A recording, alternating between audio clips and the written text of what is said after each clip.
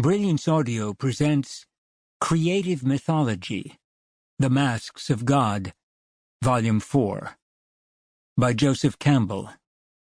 Edited by David Cudler, performed by Arthur Morey.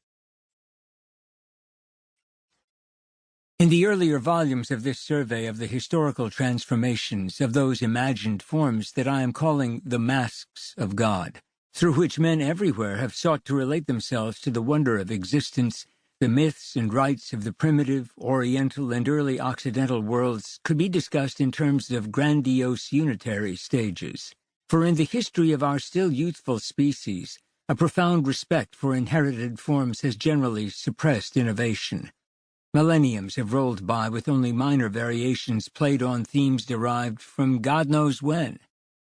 Not so, however, in our recent West, where, since the middle of the 12th century, an accelerating disintegration has been undoing the formidable Orthodox tradition that came to flower in that century, and with its fall, the released creative powers of a great company of towering individuals have broken forth, so that not one, or even two or three, but a galaxy of mythologies, as many, one might say, as the multitude of its geniuses, must be taken into account in any study of the spectacle of our own titanic age.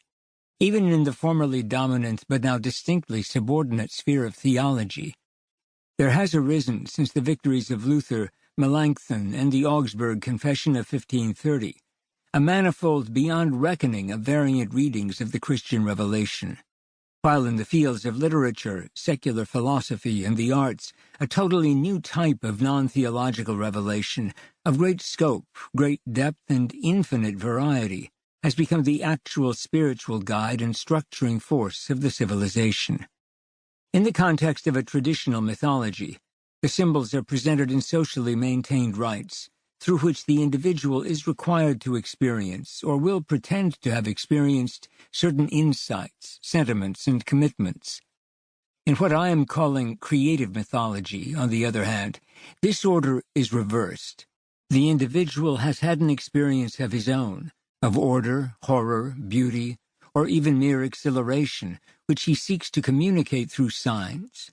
And if his realization has been of a certain depth and import, his communication will have the value and force of living myth, for those, that is to say, who receive and respond to it of themselves with recognition, uncoerced.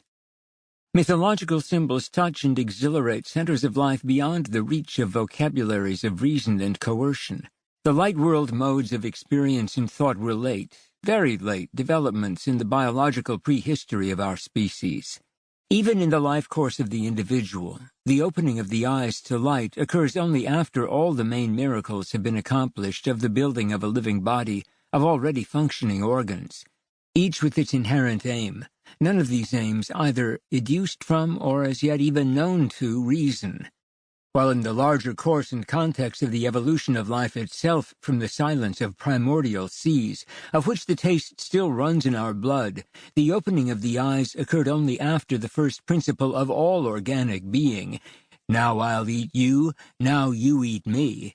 had been operative for so many hundreds of millions of centuries that it could not then, and cannot now, be undone, though our eyes and what they witness may persuade us to regret the monstrous game. The first function of a mythology is to reconcile waking consciousness to the mysterium tremendum et fascinans of this universe as it is, the second being to render an interpretive total image of the same, as known to contemporary consciousness.